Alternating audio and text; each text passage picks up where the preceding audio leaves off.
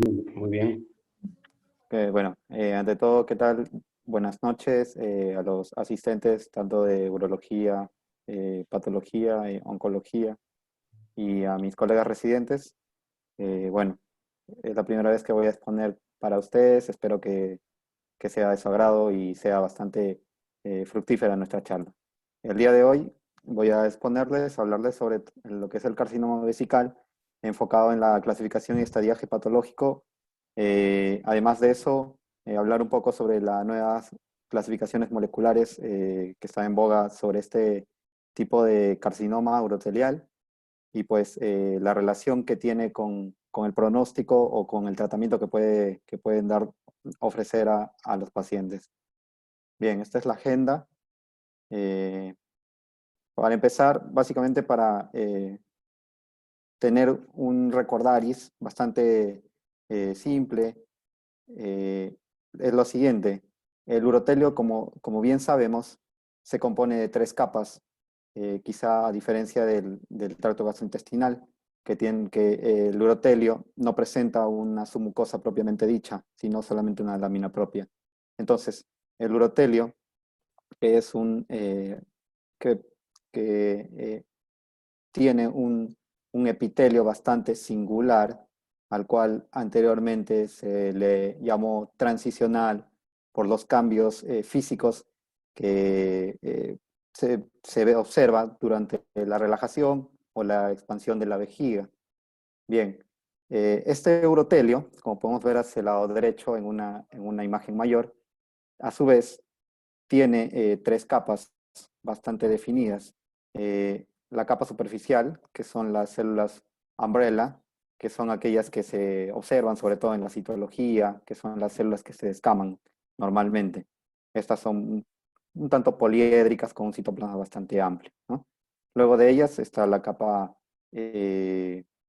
intermedia, que es más o menos el grueso de todo el urotelio, que puede estar compuesto más o menos entre 3 a 5 capas a nivel de la vejiga y disminuyen estas cuanto más alto es el urotelio. Y por último, una capa basal, que es de donde nacen todas las capas anteriores. Esta capa basal son células cúbicas y son stem cell.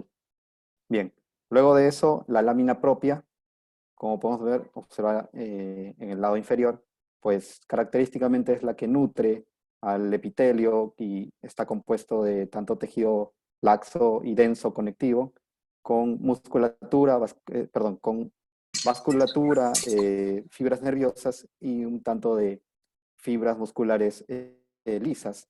En este caso, es importante mencionar que estas fibras musculares lisas eh, pertenecen o forman una muscularis mucosae que no es completa, como a diferencia del tracto gastrointestinal, por ejemplo. Usualmente en la vejiga se puede observar que es incompleta, los haces musculares son delgados, discontinuos. Ahora, ¿qué repercusión tiene el que yo diga esto? Porque en los RTUs muchas veces, a veces encontramos fibras musculares bastante delgadas, separadas, siendo invadidas por un carcinoma. Entonces, esto a los patólogos nos hace confundir con una invasión propiamente dicha de la muscular propia. Entonces, esto es importante en nuestro campo. Y además de eso, también remarcar que a nivel de la lámina propia se puede observar tejido adiposo, la cual también es importante cuando hacemos un estadiaje, sobre todo eh, en una pieza anatómica o en el RTU, que a veces encontramos infiltración de esta grasa o de este tejido adiposo de la lámina propia, incorrectamente catalogando como un PT3, ¿no? Entonces eso también es importante extrapolándolo a nivel clínico. Y por último, la muscularis propia, que está conformada por tres capas, que lo importante de esta, pues, es un músculo de tipo liso y pues que va a definir clínicamente entre los ya conocidos cánceres músculo invasivo y no músculo invasivo. Bien, como les iba observando o como les iba diciendo, en estas capas, acá en el slide del lado derecho, pueden observar el grosor de la lámina propia conteniendo a la musculatura lisa, ¿no? Bastante irregular y delgada, y hacia el lado inferior la muscularis propia, que es claramente reconocible. Hacia el lado derecho, normalmente alrededor de la vejiga tenemos tejidos blandos y tejido adiposo sobre todo, que no muestra una clara delimitación con la muscular propia, por tal que es llamada adventicia y no serosa. La serosa, propiamente dicha, solamente se encuentra en el techo de la vejiga. Bien, esto fue un recordaris bastante corto sobre lo que es el urotelio normal para poder entender la clasificación histológica del carcinoma urotelial. A nivel de un poco de la historia de la clasificación de este carcinoma, desde 1973 se ofreció una clasificación de la OMS que ha ido evolucionando y en las últimas décadas tenemos las dos últimas clasificaciones del 2004 y el 2016, que son bastante parecidas, solamente que cambian algunos términos para poder estadificar mejor este tipo de cáncer. Bien, eh, para poder correlacionar lo que ha sido la clasificación clásica que muchas veces que nos han enseñado quizá hasta en la universidad del cáncer de vejiga, que normalmente se clasificaba antes por grados, grado 1, grado 2, grado 3, de acuerdo a la diferenciación histopatológica que presentaba este tumor. Normalmente el grado 1 pues era bastante sencillo diferenciarlo porque solamente era una proliferación papilar, sin atipia y sin engrosamiento o un engrosamiento bastante leve, ¿no? Y en su contraparte, el grado 3 era bastante sencillo identificarlo porque tenía un alto pleomorfismo, ¿no? Y una actividad mitótica abundante. El problema era el grado 2. ¿Qué hacer con el grado 2? Porque en el grado 2 había muchas lesiones papilares y planas que no encajaban en una sola definición. Entonces, esto conllevó a que muchos patólogos en la época de los 80, 90 tuvieron que disgregar este grado 2 en, digamos, en grado 1/2, grado 2/3, como por así decirlo, 2.5, algo así. Eso era contraproducente para una clasificación aceptada mundialmente. Por eso es que esto cambió en la reunión del 1998 de la Sociedad Internacional de Patología Urológica y se replanteó todo esto. ¿Bajo qué términos? Ya no se clasificaron por grados, sino se clasificaron viendo primero de qué lesión preneoplásica proviene cada tipo histológico del carcinoma urotelial. Por eso es que se planteó como lesión premaligna, por así decirlo, a la neoplasia papilar de bajo potencial maligno, como si fuera una displasia de urotelio. Luego de esto, si bien esta neoplasia en la mayoría de veces no progresa hacia un carcinoma invasivo, usualmente recurre bastante, pero no progresa, pero las pocas casos que pueden progresar se denominaron de bajo grado y de alto grado. Bien, eso es lo que se categorizó según el tipo histopatológico y las características citológicas de la neoplasia. Entonces, un poquito comparando los sistemas antiguos con el sistema actual que se está manejando en la última actualización de la OMS, los grados ya no se usan y ahora se usan los bajo grado, alto grado y como una lesión premaligna, la neoplasia urotelial papilar de bajo potencial maligno.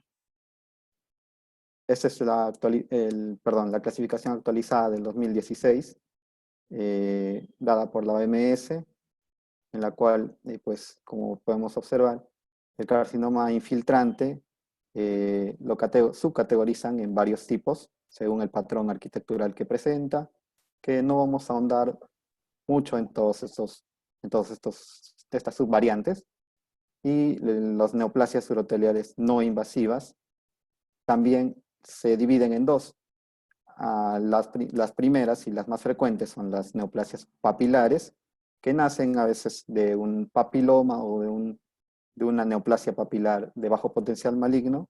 Y el otro grupo es las lesiones planas, que nacen de una displasia urotelial plana y evolucionan hacia un carcinoma in situ propiamente dicho. Entonces aquí podemos ver esa clasificación de lesiones papilares y las planas. Más adelante vamos a ver por qué se generan estas dos, o esta diferenciación, o estos dos subgrupos. Tiene que ver con la expresión genómica que tienen estos carcinomas. Bien, en las lesiones elevadas, muy característicamente y conocido por nosotros, están los papilomas uroteliales y los papilomas uroteliales invertidos. Son neoplasias benignas, usualmente no tienen ninguna características atípicas, presentan una buena maduración. Como se puede observar en esta lámina del lado izquierdo, hacia la superficie se pueden ver células con vacuolas, ¿no? Vacuolas de contenido blanquecino, ¿no? Que son las células umbrella, que pueden tener una cierta reactividad, un cierto crecimiento, pero el grosor de esta neoplasia es tal cual el epitelio normal urotelial. Y en el papiloma urotelial invertido, el crecimiento centrípeto es la característica, o hacia adentro o endofítico, que puede formar nidos, cordones, trabéculas hacia adentro, simulando quizá una invasión hacia la lámina propia. Pero como podemos observar en el slide derecho, en el cuadro derecho, estos núcleos son pequeñitos, puntiformes, ¿no? Y entre núcleo y núcleo podemos ver que hay mucho espacio, mucho citoplasma eosinófilo. Eso quiere decir que no existe un pleomorfismo marcado ni una atipia citológica.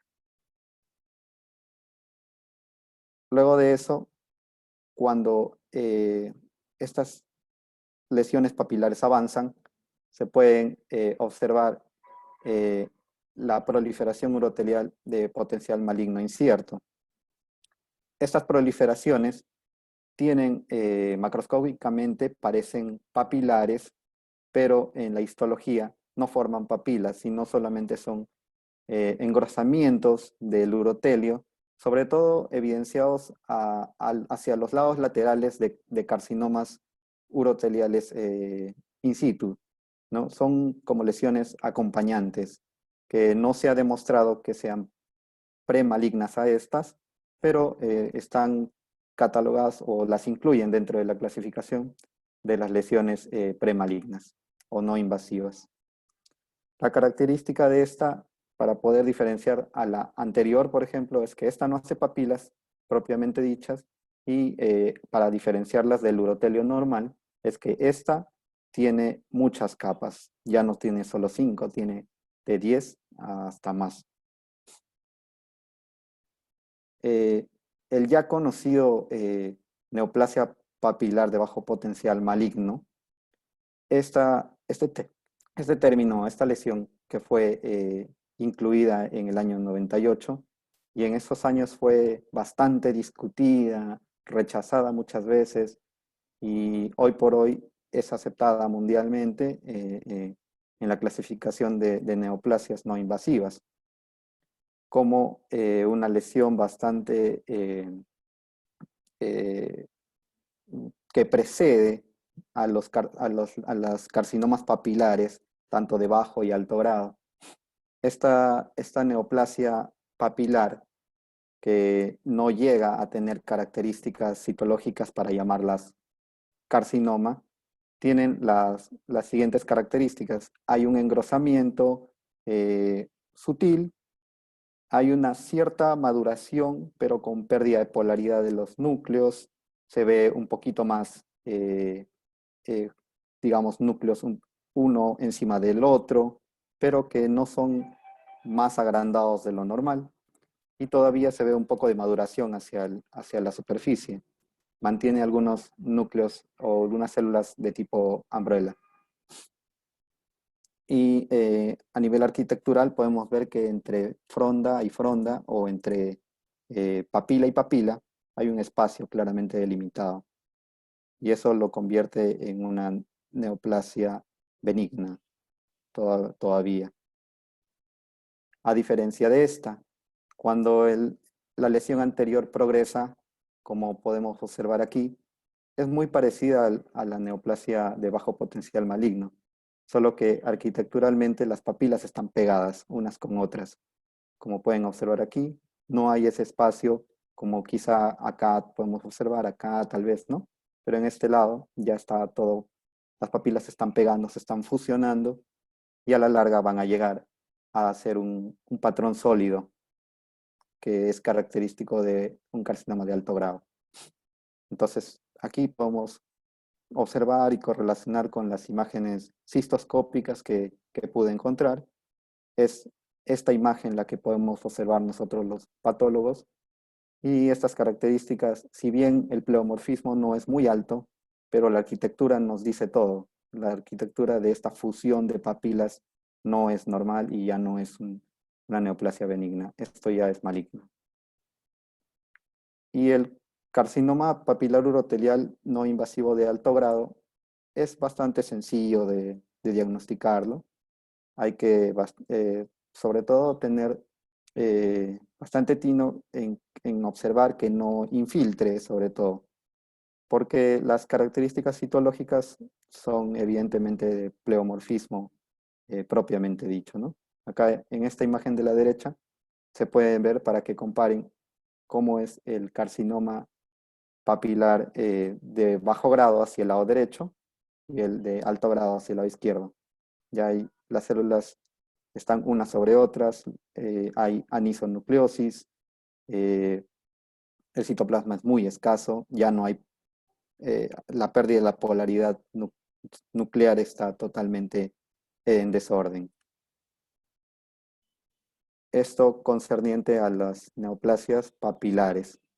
Ahora, ¿qué, qué hacemos cuando tenemos una lesión elevada o una lesión que forma papilas? Entonces, cuando tenemos una de estas, nosotros hacemos este esquema para poder decidir qué diagnóstico va a ir en el informe del paciente. Si la neoplasia papilar muestra mucho desorden, tanto arquitectural y celular, lo más probable y lo más sencillo es que sea un carcinoma de alto grado, urotelial papilar de alto grado. Pero si es ordenado, como vimos, que todavía forma papilas propiamente dichas, bien puestas, entonces hay dos opciones, que sea una lesión, perdón, una neoplasia de bajo potencial maligno solamente o que sea un carcinoma de bajo grado. Todo va a depender de las características arquitecturales y citológicas hacia cuál tiende más. Luego de eso, en lo que concierne a lesiones planas, que tiene otra vía de carcinogénesis muy diferente a la vía de las lesiones papilares, estas lesiones planas usualmente empiezan como una displasia, muy similar a una displasia de cervix. En estas hay una ya alteración desde, desde las capas basales que van ascendiendo hacia la superficie. Ahora bien, esta atipia citológica mantiene la arquitectura del urotelio, por lo cual no llega a tener características de un carcinoma in situ. Las células, si bien tienen atipia, pero todavía mantienen el citoplasma eosinófilo, los núcleos no son marcadamente diferentes, todavía hay un ordenamiento, hay un orden en esta displasia urotelial, a diferencia de esto, que es el carcinoma in situ urotelial, o si queremos decirle el carcinoma in situ urotelial plano, por así decirlo, para entenderlo y diferenciarlo de la neoplasia papilar o del carcinoma papilar. Esta carcinoma in situ, pues, tiene un pleomorfismo mucho y muy marcado, que se puede observar muchas mitosis, núcleos muy grandes, citoplasma muy escaso, y característicamente tiene proliferación vascular en la lámina propia. Y bien, estos fueron las neoplasias no invasivas. Las neoplasias invasivas básicamente ya se juntan todas para formar el carcinoma urotelial infiltrante, que tiene una conjunción de las dos vías de carcinogénesis de las neoplasias no invasivas, conllevan a este último carcinoma urotelial infiltrante, el cual va, como valga la redundancia, va a invadir la lámina propia, la muscular quizá, o tejidos perivesicales en diferentes patrones histopatológicos. Ahora bien, ¿qué importancia tiene el decidir o el informar el tipo de patrón histopatológico? Porque si bien ahora la mayoría de cánceres, no solamente el vesical, se toma mucho más importancia a la clasificación molecular, como pasa en el cáncer de mama. Si bien esto es muy importante, pero la clasificación histológica también nunca va a perder su importancia, porque un cierto tipo de variante o un cierto tipo de expresión arquitectural puede correlacionarse con una pobre respuesta a la quimioterapia o una invasión mayor hacia tejidos perivesicales, como en el caso del carcinoma micropapilar. Bien, eh, a manera de resumen y sin ahondar mucho, pues como les dije, ¿no? Las variantes histológicas tienen y siempre van a tener un predictor sobre el comportamiento tumoral más agresivo, como el tipo micropapilar, el tipo plasmocitoide, sarcomatoide, que son neoplasias de alto grado, pero con mayor agresión que el tipo clásico. Entonces, eso, o ahí radica la importancia de mencionar la variante del carcinoma urotelial. Estos normalmente forman cordones o patrones unicelulares que van a tener un pobre pronóstico y una invasión más fácil hacia el tejido muscular y grasa perivesical. Ahora bien, no se ha corroborado que la respuesta estromal del tejido vesical contenga o tenga alguna importancia con respecto al pronóstico o la evolución del paciente, como sí se ha verificado, por ejemplo, en mama, cuando hay mucha reacción estromal, contiene la invasión o retarda la invasión. Asimismo, el infiltrado inflamatorio, la presencia de linfocitos, neutrófilos, macrófagos, hace que normalmente una neoplasia no avance tan rápido, se contenga. Estos son los famosos o famosamente llamados TILs, que son linfocitos intratumorales. Bien, el carcinoma invasivo puede presentarse como nódulos, quizá de una superficie no tan irregular, hasta esta presentación del lado izquierdo, que son papilas propiamente dichas, invasoras, múltiples, que usualmente tienen ya extensión más allá de la muscular propia. Bien, el carcinoma urotelial invasivo propiamente dicho, o el clásico, es bastante sencillo de identificarlo. Usualmente son nidos grandes de células pleomórficas con unos núcleos muy grandes, usualmente mayor de 5 veces un glóbulo rojo, el núcleo. Tienen mitosis feas, grandes, como el que estoy remarcando, cuerpos apoptóticos. Acá en esta lámina, por ejemplo, se puede diferenciar que el urotelio del lado izquierdo quizá puede ser una neoplasia papilar, papilar, quizá un carcinoma in situ hacia el lado izquierdo, y debajo de él se ve el carcinoma infiltrante, ¿no? Para que puedan diferenciar qué tan pleomórfico se ve. Ahora, otras características que son importantes a la hora de informar, pues es la infiltración de la muscular propia, como se puede observar en esta lámina de aquí del lado izquierdo, y la permeación vascular hacia el lado derecho. Las variantes, no vamos a tocar todas las variantes porque no es lo que se ha venido a discutir. Mencionar solamente que, por ejemplo, algunas variantes tienen muy peor pronóstico que otras, ¿no? Por ejemplo, la micropapilar, la plasmocitoide. En lo que es la inmunistoquímica, usualmente la usamos cuando tenemos una biopsia de ganglio o una biopsia de una área cercana de la vejiga para poder determinar marcadores inmunistoquímicos propios del urotelio, como el CK7, citoqueratina 7, citoqueratina 20, GATA3, uroplaquina 3. Igual aquí, la uroplaquina 3, que marca el epitelio umbrella. Hacia el lado, en el A es el epitelio normal y en el lado C es el marcaje neoplásico. Igual el P63, que también marca normalmente en células basales intermedias y sobre todo en algunos carcinomas de tipo basal o molecular basal, ya no tiene ese marcaje. Bien, el estadiaje patológico, como ya conocemos, pues se resume básicamente a esta imagen de la derecha. El TA, que son de las lesiones papilares, el TIs, las lesiones planas o el carcinoma in situ. T1, invasión de la lámina propia. 2, muscular, dependiendo si invade más del 50% o menos.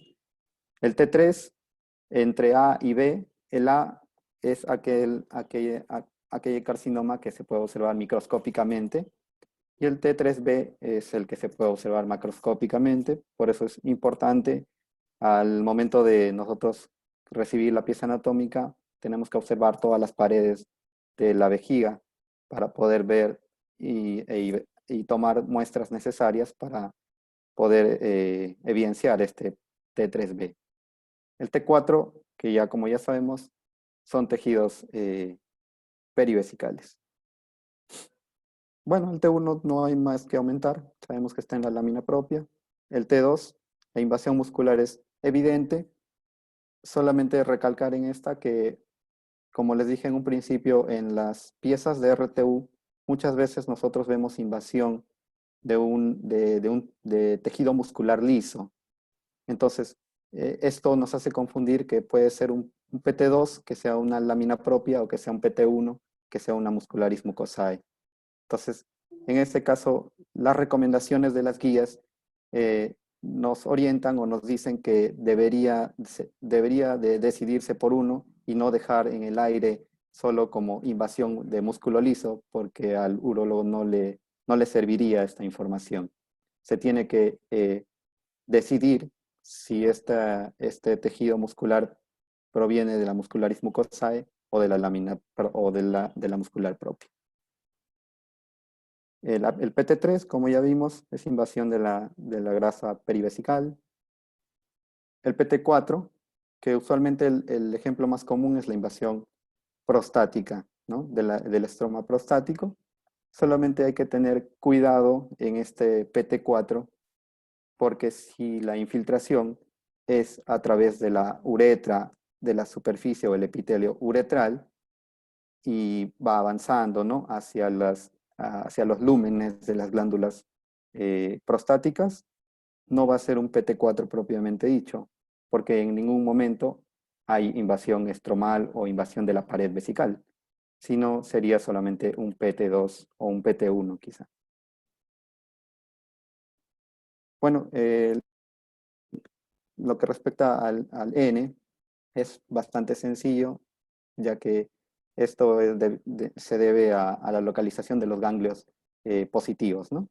El, el grado perdón, la clasificación de las metástasis igualmente es bastante sencillo, solamente si es que son ganglios linfáticos más allá de las cílicas comunes o un M1B, como en este caso, que se puede observar infiltración ósea.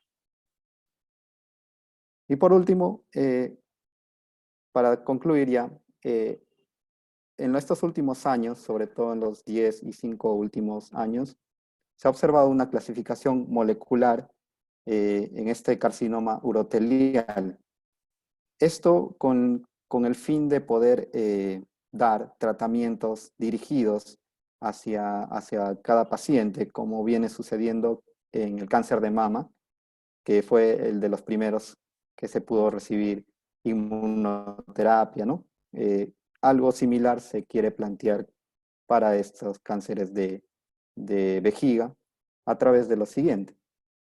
Bien, sabemos que el urotelio normal, como en el recuadro A, expresa pobremente o expresa poco o en la lámina basal se encuentran las mitosis y los genes supresores tumorales también se encuentran sobre todo en la capa basal para poder contener o corregir errores innatos del DNA.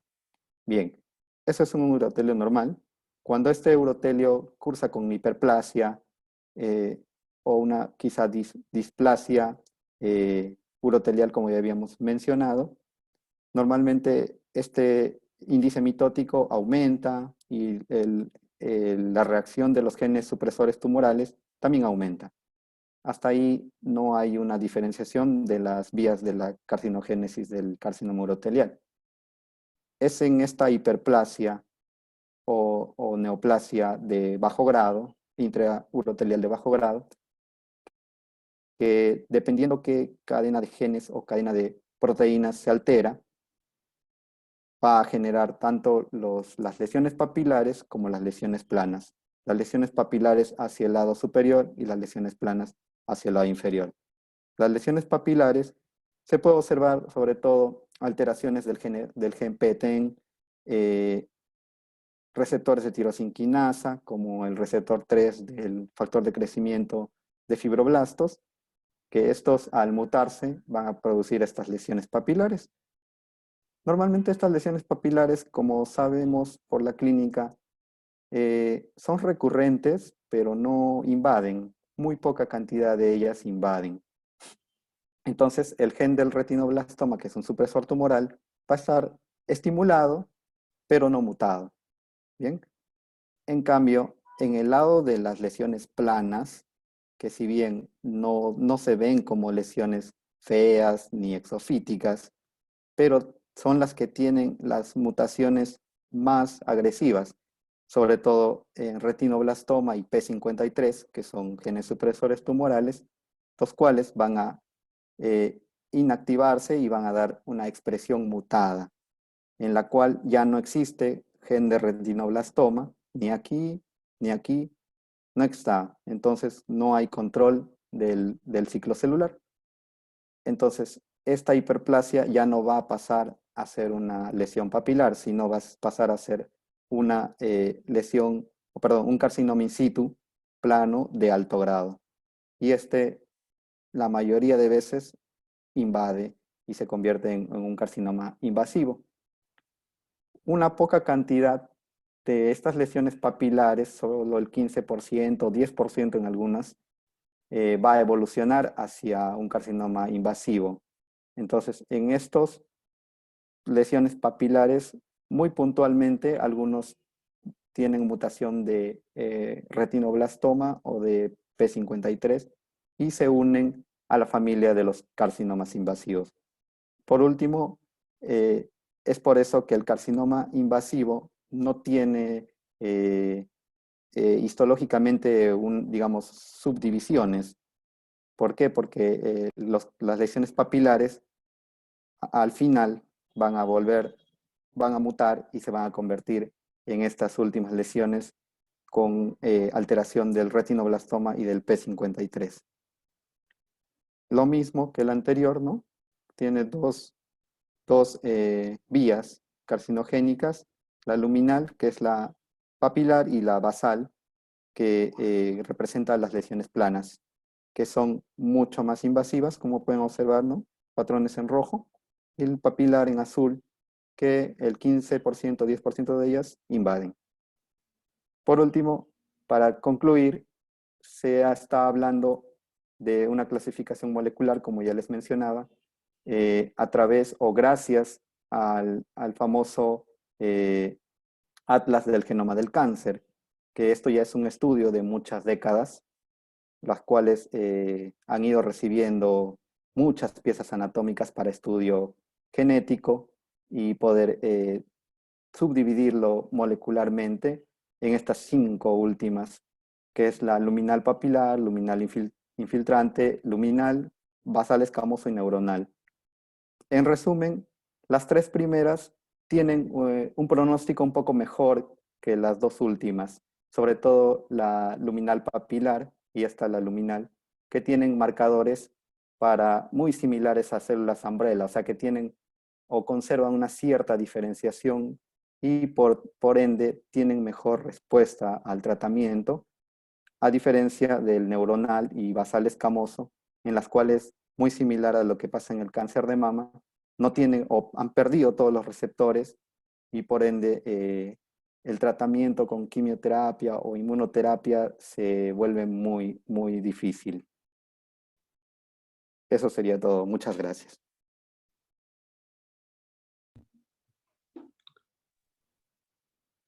¿Alguna pregunta para mi residente? Si me permiten una pregunta. Sígame, doctor. Al igual que en los tumores de riñón, las expresiones genéticas, los estudios genéticos alelos van a determinar la predisposición a sufrir tal o cual tipo de tumor o tipo de respuesta a un tratamiento, de acuerdo a la expresión genética. Nosotros sabemos que la expresión genética en el cáncer de vejiga, si bien es cierto, se ha encontrado cierta correlación con los tumores, sabemos que no hay una expresión directa hereditaria, pero sí se habla de ciertas características genómicas en ciertos tipos de tumores, principalmente en los tumores de carcinoma in situ. O hablamos del gen TP53 o el gen beta 3AR, que se encuentran con mayor actividad a nivel subortelial. ¿Estos tienen alguna expresión o clasificación ya definida para determinar el grado de agresividad de los tumores de carcinoma in situ? Bien. ¿Sabe algo al respecto? Bueno, lo que leí, doctor, con respecto a lo que es carcinoma in situ, pues casi por no decir el 100% de carcinomas in situ tienen el gen, o perdón, tienen la mutación de TP53 y retinoblastoma, que es la que, digamos, la diferencia de las mutaciones de las lesiones papilares, no más frondosas.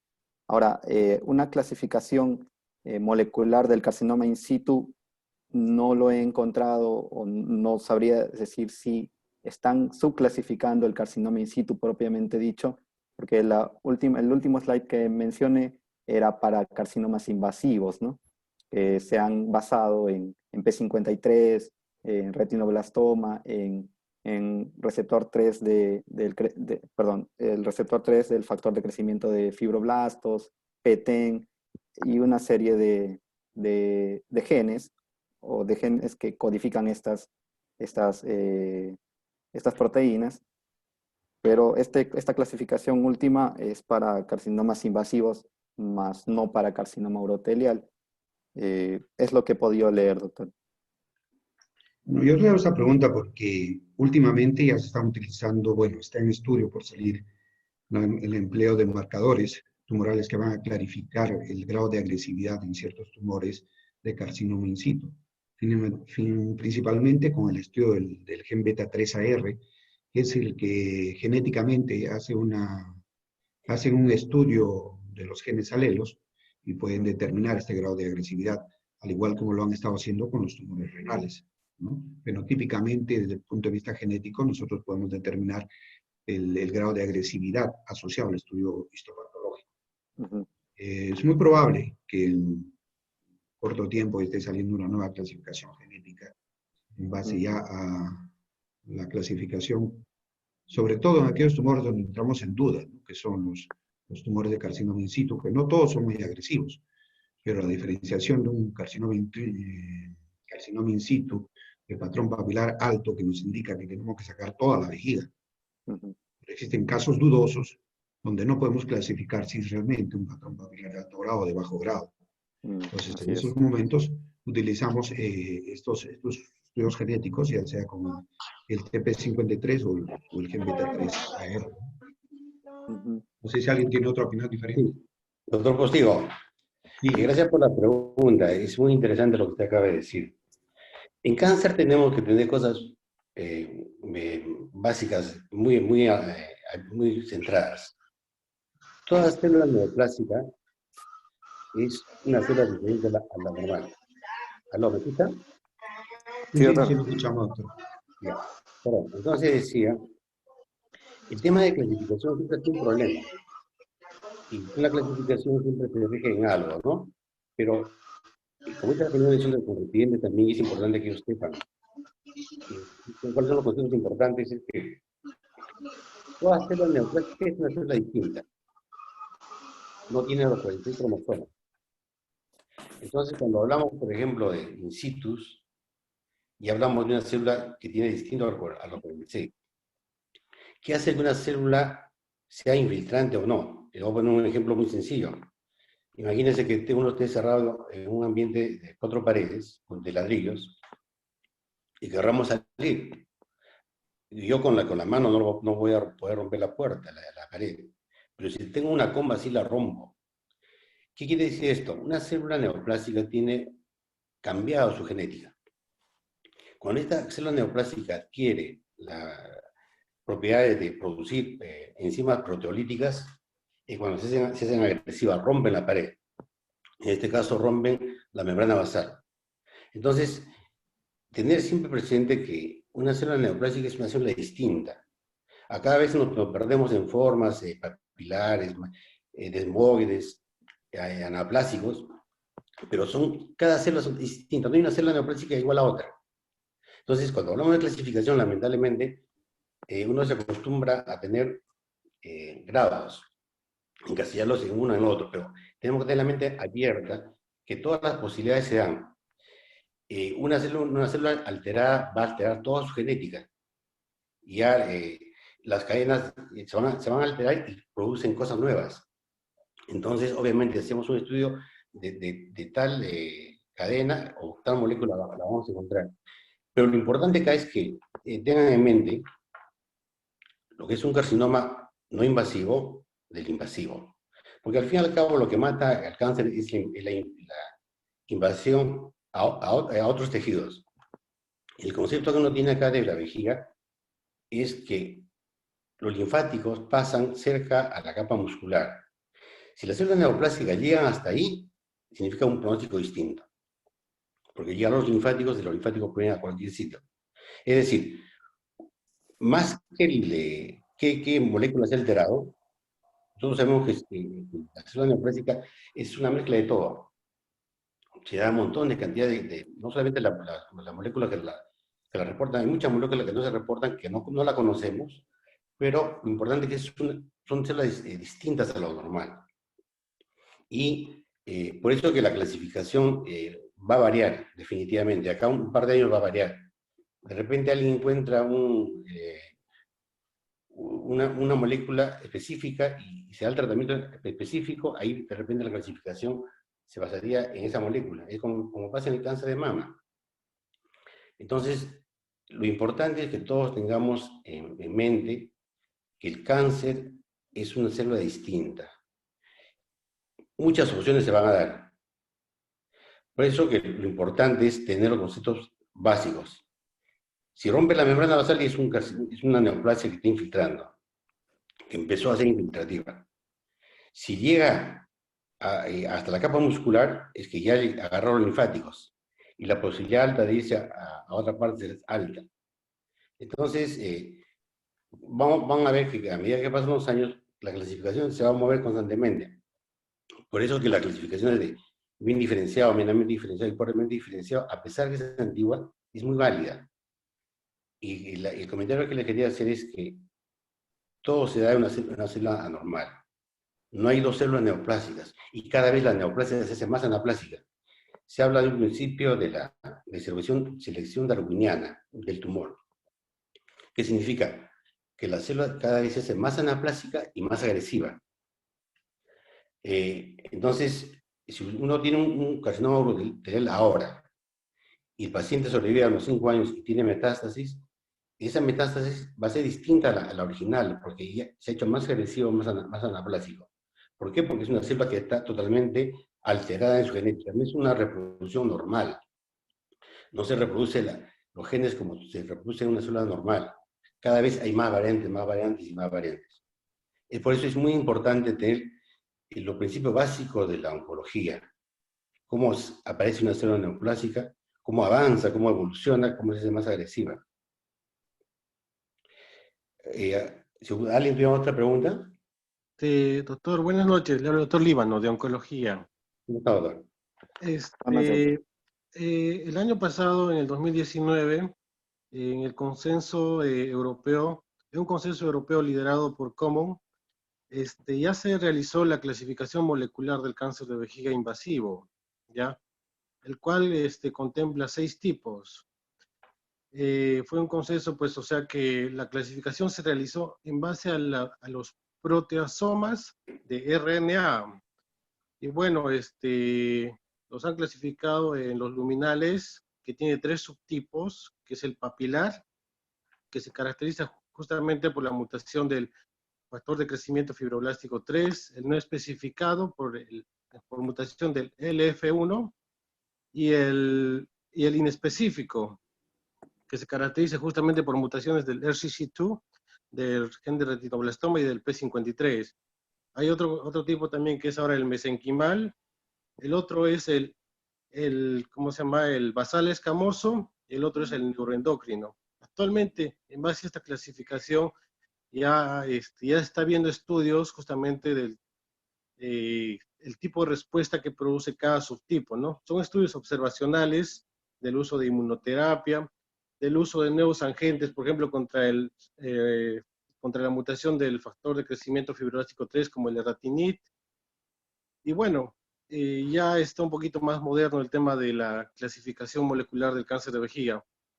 Pero veo que, por lo menos en nuestro hospital, contamos con inmunohistoquímica, por lo menos para dividirlo, el cáncer de vejiga invasivo, en el tipo luminal y basal.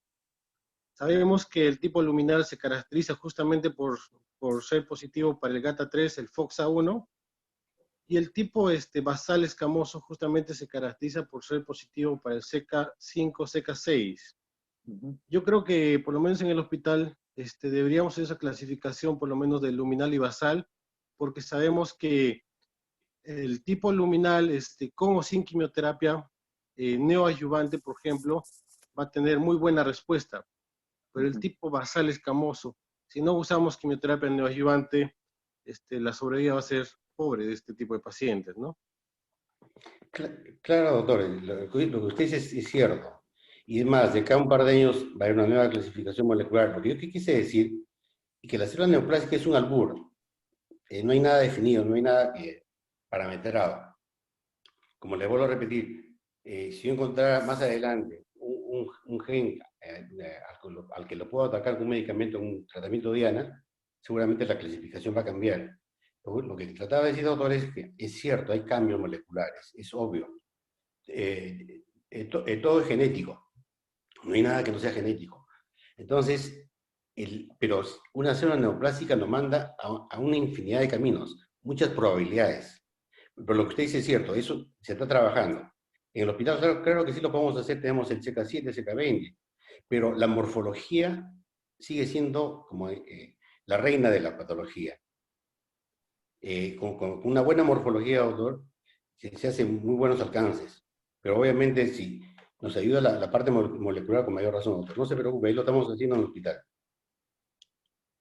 Sí, a lo que me refería era por lo menos al hacer una biopsia de vejiga, por lo menos en el hospital intentar clasificarlo en luminal y basal, ¿no? Y pues así tener una noción de posiblemente cómo va a ir este paciente con el tratamiento. Bueno, no está muy claro todavía eso, pero por lo menos para hacer algún tipo de investigación, algo en el hospital, ¿no? Claro, doctor, claro que sí, doctor.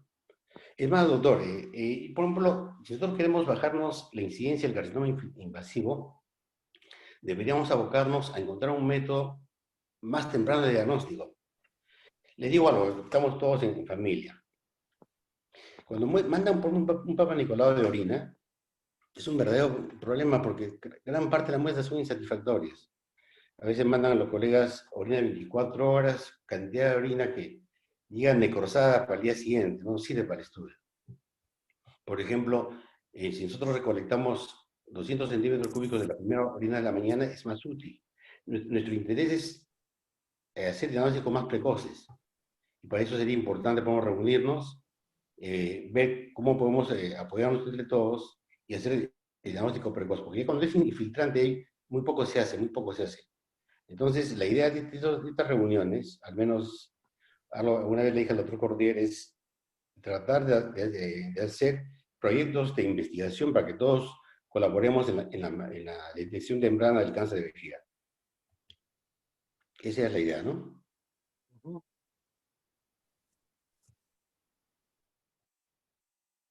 ¿Algún comentario, doctor Cordier?